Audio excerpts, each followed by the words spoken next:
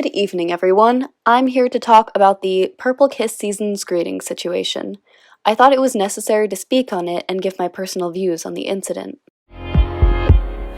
Purple Kiss, on November 22nd, Purple Kiss released their 2022 season's greetings with a pilot concept, entitled Sky Cheatkey. When I first scrolled past the post on my YouTube page, I thought it was a unique concept, and I decided to save the post for sketching inspiration. I genuinely thought it looked like Dodo Airlines in Animal Crossing. Then I scrolled past the individual concept photos, and when I tell you, I almost dropped my phone. Here we have the main vocalist goeun's teaser. Interesting choices were made here, namely the Nazi pin on her vest.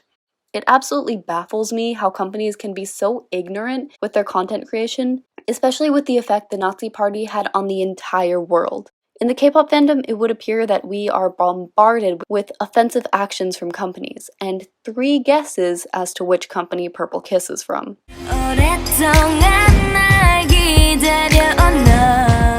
As of now, we have received 2 apologies from both goeun and RBW. In a fan call video from Pluriland on Twitter, goeun expressed this. I really didn't mean that, so I'm so sorry for everyone, and me and my company will check more, perfectly. Yeah, so sorry. It was sweet that she took the time to respond, but I don't think goeun had anything to do with this. I believe the company and the stylists are to blame for this controversy. With that being said, I'll now read out RBW's official statement. This is RBW Entertainment. We would like to express our deepest apologies for causing trouble with goeun's outfit for the 2022 season's greetings. We apologize for any inconvenience for not going through sufficient inspection on all clothes and accessories in advance. All responsibility for the above lies with us as the artist's agency, who failed to review the outfit in detail, and we deeply reflect on our failure to pay close attention. Keeping in mind that all the content we create and share affects many people, we will make sure that all our employees will pay more attention to historical issues in the future. We deeply apologize once again for causing concern due to this issue. Immediately after this statement's release, RBW edited a few of goeun's pictures and then went silent. They left the introductory video up though, and I'm worried the original photo shoots will still be in their season's greetings.